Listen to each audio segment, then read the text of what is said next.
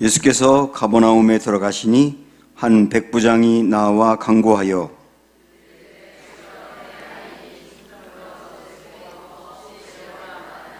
이르시되 내가 가서 고쳐주리라.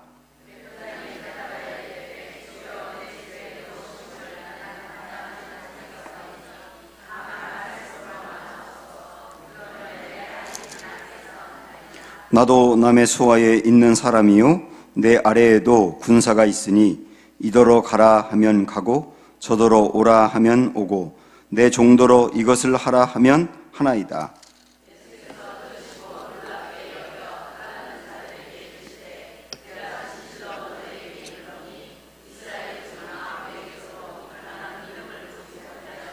또 너희에게 이르노니 동서로부터 많은 사람이 이르러 아브라함과 이삭과 야곱과 함께 천국에 앉으려니와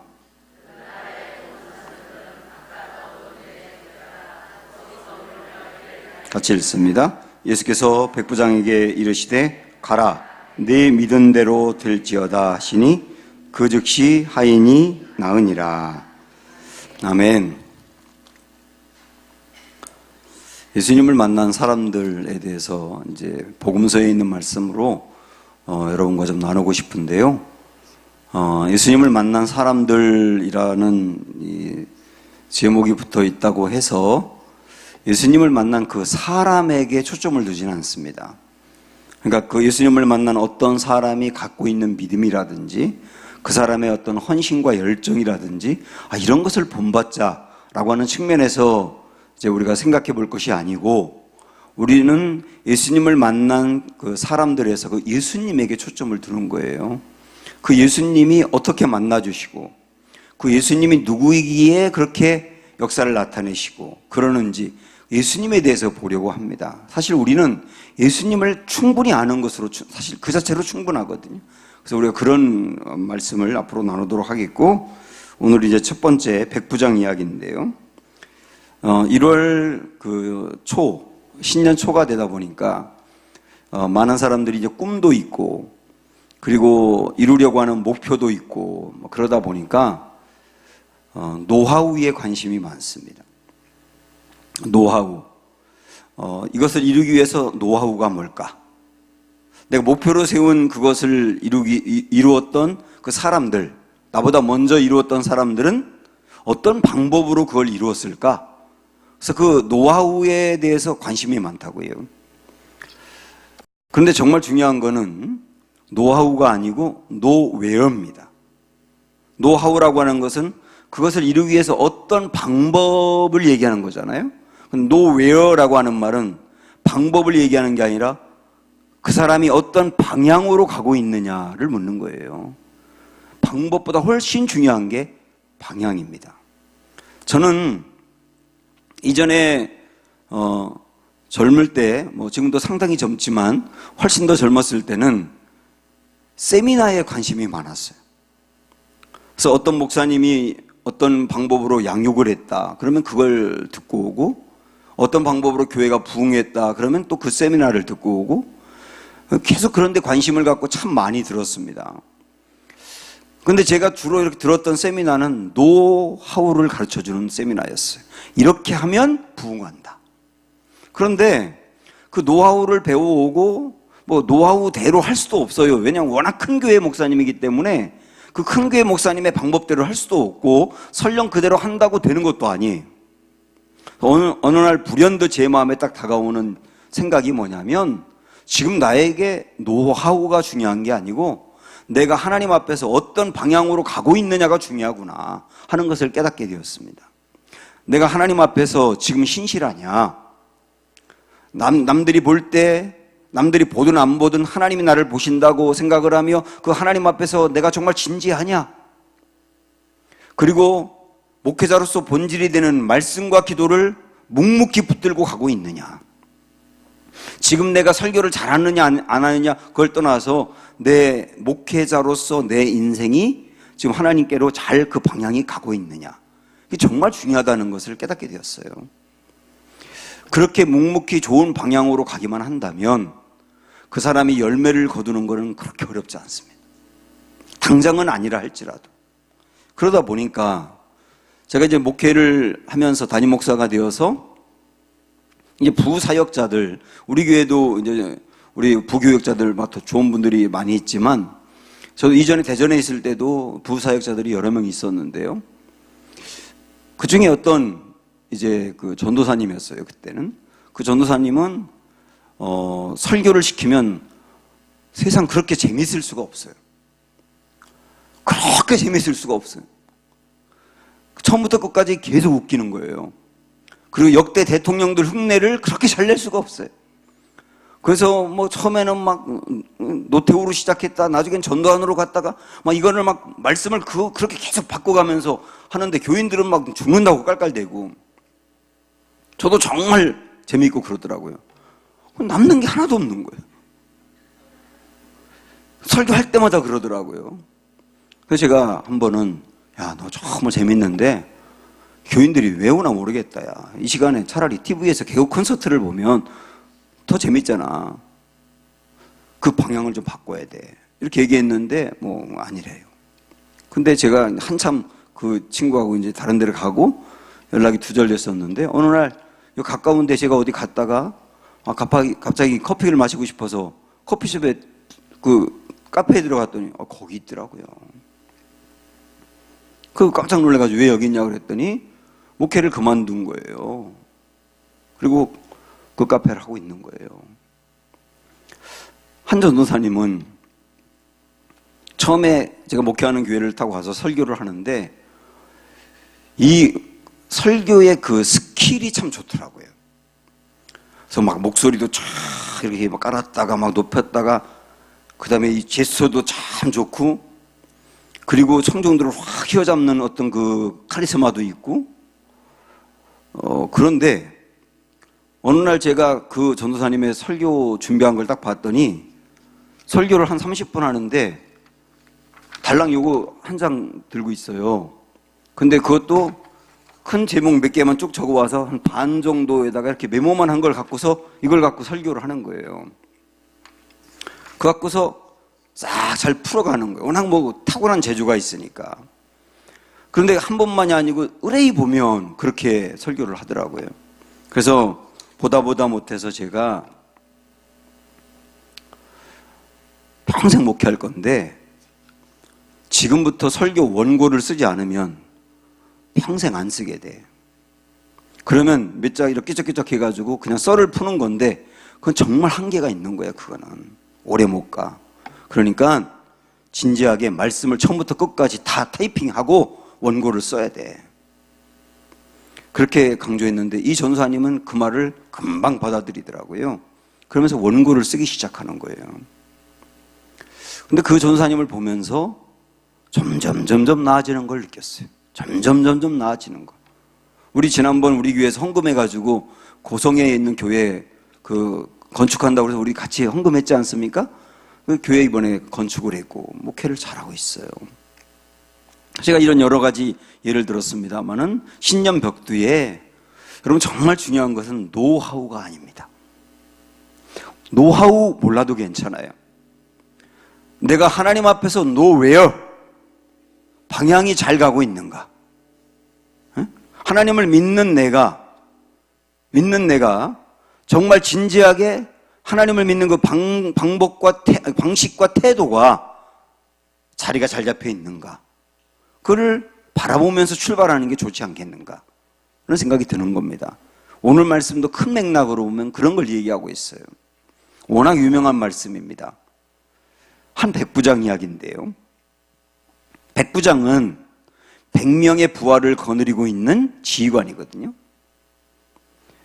그리고 이스라엘에 와 있는 백부장은 이스라엘 사람이라기보다는 로마인인데 파견 와 있을 가능성이 상당히 많습니다. 100명의 부하를 거느리고 있는 지휘관인데, 그런데 어느 날 가버나움에 주님이 계실 때 이 사람이 주님에게 찾아옵니다. 그러면서 하는 말이 뭐냐면, 자기 집에 하인이 있는데 그 하인이 중풍병에 걸렸다는 거예요. 그래서 그 하인을 좀 고쳐달라는 겁니다. 참 놀랍죠, 그것도. 그래서 우리 예수님이 그러냐고 빨리 집으로 가자고 그러니까 그 사람이 저희 집에 가실 필요도 없습니다. 여기서 그냥 말씀해 주시면 나을 거라고 저는 믿습니다. 그래서 우리 주님이 그 믿음에 대해서 깜짝 놀랐던 거예요. 진짜 거기서 말씀하시고 내 믿음대로 되라 했더니 그 하인이 나았다는 말씀이에요. 자, 우리가 잘 알고 있는 이 말씀에서 이제 10절에 보면 우리 예수님이 이 사람을 보면서 했던 그 말씀이 뭐냐면, 한번 보시죠. 10절. 예수께서 들으시고 놀랍게 여겨 따르는 자들에게 이르시되 내가 진실로 너희에게 이르노니 이스라엘 중 아무에게서도 이만한 믿음을 보지 못하였느라. 이만한 믿음이라고 표현하고 있거든요. 이만한 믿음. 근데 저는 이만한 믿음을 우리 주님이 칭찬하셨는데, 이만한 믿음 이전에 조금 아까 잠깐 언급했지만 이만한 사랑의 감동을 받아요. 사실은 이만한 사랑도 쉽지 않거든요. 백부장으로서 부하들이 잔뜩 있는데 그 집에서 일하는 하인이었던 것 같아요. 그런데 그 하인이 중풍병에 걸렸다고요. 중풍병에 걸렸는데 그 하인을 고쳐달라고 예수님께 찾아온 거예요. 그 하인이 중풍병 때문에 괴로워하는 것을 보면서 이 사람도 함께 괴로워한 거예요. 그래서 예수님께 찾아와서 애원을 하는 겁니다. 이 사랑, 하인도 이렇게 사랑하는구나. 보통 그때 당시에 하인들은 다 노예들이기 때문에 이 노예들은 쓸모가 없으면 폐기 처분이거든요. 왜냐하면 재상처럼 여겼기 때문에 이 쓸모 없어지면 일도 못하고 중풍병에 걸렸으니 누워만 있고 그럴 거 아닙니까? 아무 쓸모 없기 때문에 폐기 처분하는 게 이때 당시에 문화였었는데, 이분은 이 하인을 고쳐달라고 예수님께 와서 애원하는 이 사랑이 참 놀랍다고요. 근데 주님은 그 사랑도 사랑이지만 이 사람의 믿음을 보신 거예요. 이만한 믿음. 그래서 이만한 믿음. 그럼 여러분, 이만한 믿음이 뭘 얘기할까요? 우선 이만한 믿음, 그 부분은 앞으로 가서 7절부터 한번 보세요. 이르시되 내가 가서 고쳐주리라. 그 다음부터 8절 보면 백부장이 대답하여 이르되 주여 내 집에 들어오심을 나는 감당하지 못하겠사오니 다만 말씀으로만 하옵소서. 그러면 내 하인이 낫겠사옵나이다. 우리 집에 안 가셔도 괜찮아요. 여기서 말씀만 하셔도 나을 거라고 저는 믿습니다. 그러면서 9절에 보면 나도 남의 수하에 있는 사람이요 내 아래에도 군사가 있으니 이더러 가라 하면 가고 저더러 오라 하면 오고 내 정도로 이것을 하라 하면 하나이다. 여러분, 이 9절에 있는 말씀을 이 백부장이 언급하는 것은 뭡니까? 저는 군인이기 때문에 제 상급자도 있고 제 하급자도 있는데요, 전 상급자 앞에는 그 말만 하면 저는 그대로 순종하고 제 하급자도 제 말만 하면 따릅니다. 그러니까 주님 여기서 말씀만 하세요. 그 말은 뭡니까? 저는 당신의 종입니다잖아요. 응? 그 말은 우리 예수님을 이 사람은 뭐로 보고 있느냐면 주인으로 보고 있는 거예요. 예수님을 주인으로 보고 있다고요. 주인이라고 하는 말은 섬김의 대상이며 그 주인은 그 밑에 있는 사람을 책임질 수 있는 분이며 그리고 무엇이든지 말씀할 수 있는 분이라고 하는 것. 내가 종이고 당신이 주인입니다. 예수님을 주로 고백하는 믿음인 거예요. 그래서 말하는 이만한 믿음이라고 하는 것은 예수님을 주로 고백하는 믿음. 예수님은 내 인생의 주인이에요. 어떤 경우든 주인이에요. 이렇게 고백하는 믿음이 일단 이만한 믿음인 거예요. 그리고 또 하나, 이 사람이 여기서 말씀만 해주세요. 우리 집에 안 가셔도 괜찮아요. 여기서 말씀만 하면 나올 겁니다. 이때 당시에 보통 대부분은 우리 집에 가서 우리 하인의 머리에 손을 얹고 아니면 기름을 바르고 병을 고쳐주세요, 이렇게 하잖아요, 순서가. 그런데 이 사람은 그런 방법이 필요 없다는 거예요. 굳이 예수님이 가야 되고 가서 손을 얹고 하는 그런 방법이 아니어도 된다는 거예요. 그 말은 뭡니까? 나는 예수님의 방법을 신뢰하는 게 아니라 예수님 자체를 신뢰합니다. 이 믿음이라고요. 이 믿음. 예수님이 하는 방법을 신뢰하는 게 아니고요. 예수님의 방법에 따라 제가 가는 게 아니고요. 어떤 노하우에 따라 가는 게 아니고요. 예수님이 누군지 제가 아니, 예수님 자체를 신뢰하니 그것으로 충분하다는 거예요. 이게 굉장히 놀라운 믿음입니다. 그러니까 우리 예수님께서 하시는 방법, 치료의 방법이든지 뭐든지 그 하시는 방법이 중요하지 않다고 저는 봅니다. 다만 예수님 한 분으로 저는 충분히 신뢰합니다. 이 믿음이라고요. 이 믿음. 내 말씀의 내용보다는 말씀하시는 분을 저는 믿는다는 거죠. 말씀하시는 분을 믿는다는 거예요. 그래서 말씀하시는 이분이 여기서 말씀하시면 멀리 떨어져 있는 사람이 있다 하더라도 그 공간을 초월해서 거기서 역사할 수 있는 것을 믿는다는 거예요. 그러니까 우리 예수님이 하는 방법이 아니고 예수님 자체를 무조건 신뢰한다는 겁니다. 이게 믿음이라는 거예요. 훌륭한 믿음이라는 겁니다. 사실 예수님이 이런 사람 못 봤다라고 하는 것은 예수님도 수많은 사람들을 치유했습니다마는 다 그들을 대면하여 보고 그들에게 나으라, 일어나라, 살아나라 이렇게 말씀했을 때 역사가 나타났고 그걸 보고 사람들은 믿었거든요. 그리고 요한복음 4장에 보면 어떤 한 왕의 신하 이야기가 나오는데 이 왕의 신하가 아들이 죽을 병에 걸렸어요. 그래서 예수님이 오신다는 이야기를 듣고 예수님을 찾아가서 내 아들이 이러이러하니 고쳐달라고, 우리 집에 빨리 가서 고쳐주면 좋겠다고. 그러니까 우리 예수님께서 낫다고 가라고 그랬단 말이에요. 근데 이 사람이 집으로 가다가 집에 종인 한 명이 와가지고 우리 도련님이 나았다고. 그러니까 언제 나았냐고 하니까 언제 나았다 그러니까 예수님 말씀하신 시간하고 딱 일치하니까 그때 예수님 믿기 시작했거든요. 그러니까 예수님이 하는 방법, 그게 뭔지를 관심을 갖고, 그리고 예수님이 행하신 일이 결론이 나면 그걸 보고 믿었단 말이에요. 근데 이 사람은, 오늘 본문에 나와 있는 이 사람은 그냥 여기서 말씀만 하시면 종이 있는 데서 역사가 나타날 것을 믿습니다.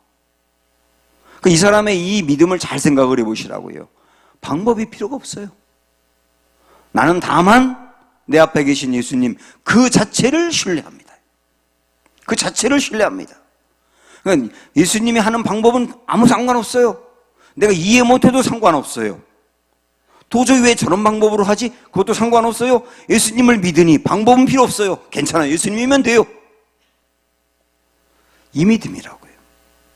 그러다 보니까 예수님이 행하시는 그 구원, 예수님이 십자가를 지는 방법, 그런 방법으로 우리의 죄를 대속하고, 그리고 예수님이 부활하심으로 우리도 부활하는 그런 방법, 그 방법이 중요한 게 아니에요. 예수님이 구원을 위해서 행하신다면 그 자체로 만족입니다. 그걸 받아들이는 거예요. 그러니까 예수님을 받아들임으로 예수님이 하시는 일을 받아들이는 거죠. 이게 믿음이라는 얘기예요. 그래서 성경에 보면 우리 주님은 어떤 놀라운 능력을 행하거나 기적을 일으키기 전에 하나님이 누구신지를 먼저 알려주는 구절이 정말 많습니다. 우리 생각으로는 병에 걸렸다 그러면 병을 고치는 방법, 그 방법을 통하여 믿게 하려고 하는데 우리 주님은 하나님이 누군지를 먼저 알려주고 그 다음에 고치세요. 그 말은 뭐냐면 하나님이 누구신지를 정말 알면 그것으로 충분하다는 거예요. 우리 한번 그런 맥락으로 두 구절 정도 볼까요? 구약으로 가셔서 이사야 40장을 한번 가보세요.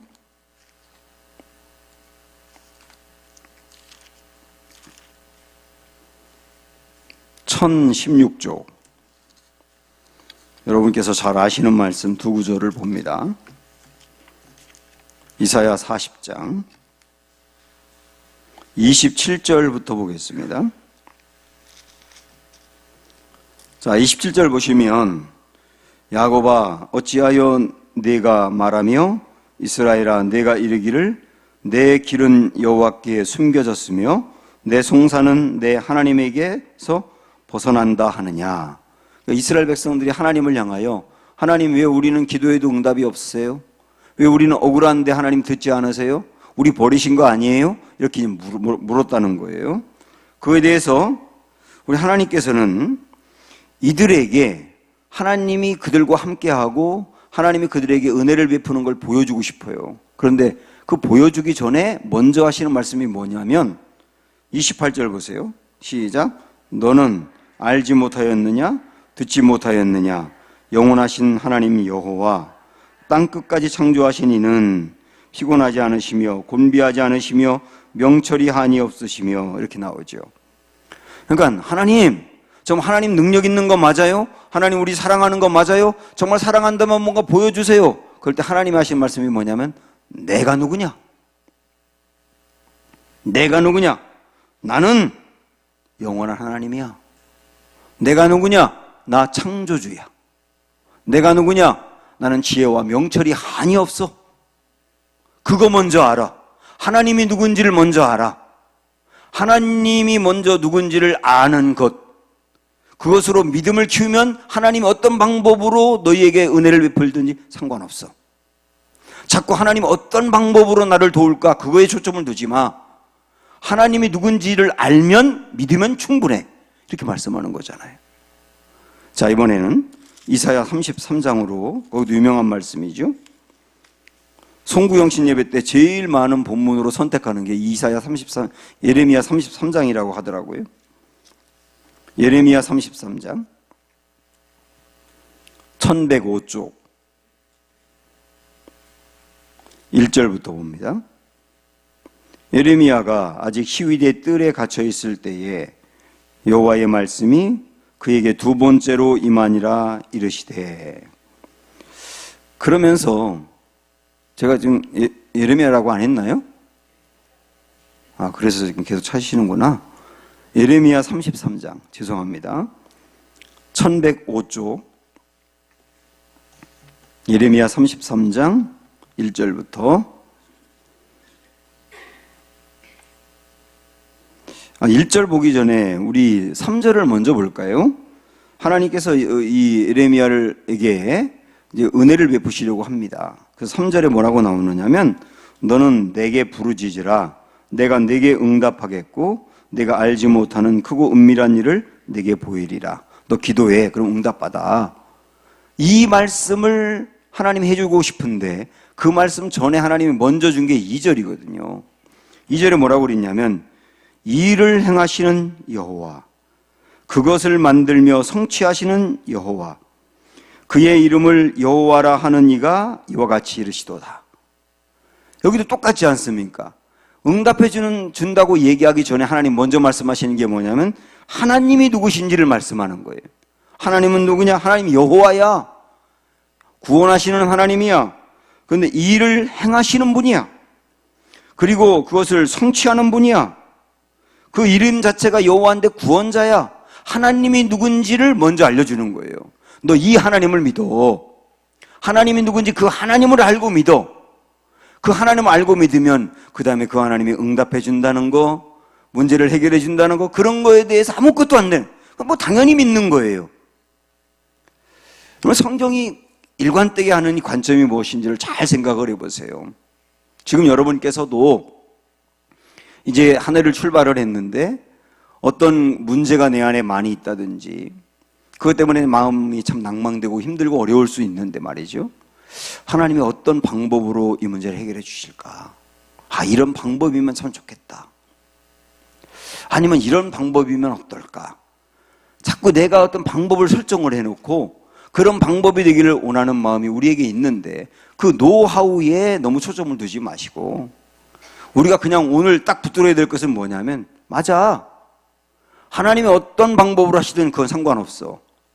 나는 그 하실 여호와를 신뢰해. 그 하나님을 신뢰해. 그 하나님은 주님이야.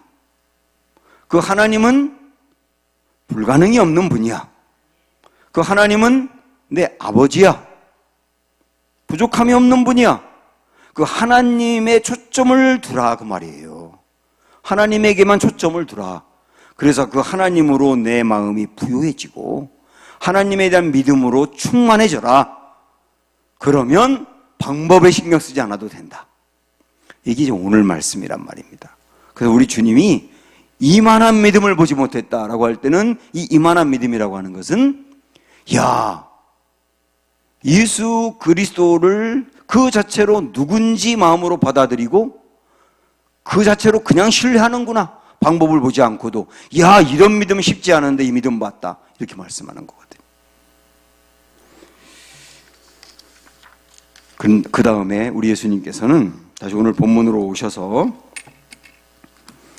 그 믿음을 칭찬하시면서 우리 주님을 어떻게 믿어야 되는지에 대해서 말씀하시면서 그 다음에 11절, 12절을 보세요. 우리는 이만한 믿음이라고 하는 이 이야기만 초점을 두는 경향이 있는데 11절, 12절도 중요합니다. 보면 또 너희에게 이르노니 동서로부터 많은 사람이 이르러 아브라함과 이삭과 야곱과 함께 천국에 앉으려니와. 여기 아브라함과 이삭과 야곱과 함께 천국에 앉는다 그랬는데요. 아브라함과 이삭과 야곱은 천국에 있다는 얘기입니다. 그런데 누가 와서 천국에 앉는다 그랬냐면 동서로부터 많은 사람이 이렇게 돼 있어요. 이 말은 뭐냐면 이방인들이 여러 나라에 흩어져 있는 많은 이방인들이 아브라함과 이삭과 야곱처럼 천국에 이를 거다. 결국 이 백부장의 믿음을 칭찬하면서 백부장이 갖고 있는 그런 믿음을 가진 자들을 말하는 거죠. 그러면서 12절에 보면 그 나라의 본 자손들은 바깥 어두운 데에 쫓겨나 거기서 울며 이를 갈게 되리라. 그러면 여기서 그 나라의 본 자손들은 누굴까요? 유대인들을 말하는 거예요. 유대인들. 원래 택함받은 선민들. 택함받은 선민들인 유대인들. 그들은 자기들은 택함받았기 때문에 무조건 천국에 간다고 생각을 하지만 우리 예수님의 말씀은 택함받았다고 여기서 이스라엘 백성들을 선민으로 부름받았다고 무조건 천국에 갈 줄 아느냐? 아니야. 오히려 동서로부터 이방인들이 천국에 이르는 것을 보게 될 거야. 여러분 이 말씀은 뭐냐면 이 백부장의 믿음을 이야기한 다음에 이 말씀을 했다는 것은 백부장의 믿음을 천국 가는 가이드라인으로 제시해 주셨다는 뜻이에요. 이 백부장이 갖고 있는 믿음을 천국에 가서 앉을 수 있는 가이드라인으로 이런 믿음을 가져야 천국에 가라고 알려주었다는 뜻입니다. 그 믿음이 뭐였습니까? 그 믿음이 예수님을 주로 믿는 것. 그리고 그분을 그 자체로 신뢰하는 것. 그래서 그분이 하는 모든 방법도 그분을 신뢰함으로 받아들이는 것. 그분을 신뢰하다 보니 그분이 이루시는 구원도 다 신뢰가 되는 거예요. 그런 믿음을 가진 자가 천국에 이르게 될 것이다 라고 가이드라인을 정해 주셨다고요. 그런 측면에서 이런 믿음이 훌륭하다는 얘기예요. 사랑하는 여러분, 이 말씀을 이제 우리가 적용할 때 지금 우리의 상황이 막막하고 어려울 수가 있습니다. 그러나 그 막막하고 어려운 상황에 너무 여러분 매몰되지 마시고 내가 믿는 주님이 누구냐? 그 주님을 여러분들이 정말 마음으로 받아들이며 오직 그 주님만 그 자체로 신뢰하기를 축원합니다. 그럼 된다는 거예요. 걱정할 일이 있을 수 있지만 여러분 왜 걱정이 생기느냐 하면 내가 안고 있는 상황에 내 생각이 매몰되어서 걱정이 생기는 거예요. 그런 걱정하지 않는 길이 뭐냐면 내가 믿는 하나님 그 자체를 신뢰하는 거예요. 그리고 내 앞에 놓여있는 장애물이 있습니까? 장애물이 있다 하더라도 장애물 때문에 눌리지 마시고 그냥 그 자체로 내가 믿는 주님을 신뢰하시는 거예요. 초점은 오직 하나예요. 그러면 어떤 방법으로 할지 몰라요, 주님은. 그러나 주님 안에 있는 그 수많은 방법들 하나하나를 우리를 통하여 나타내시며 그리고 하나님의 계획을 이루어 가시지 않겠느냐. 우리 오늘 새벽두의 금요기도 시간에 내 하나님, 내 주님 그 자체로 신뢰합니다. 이 하나님으로 신뢰하고 그 주님만 붙들고 가는 2020년이 되기를 원합니다. 이렇게 출발하는 은혜가 있기를 주님의 이름으로 축원합니다. 예수님을 함께 하시네 함께 찬양합니다.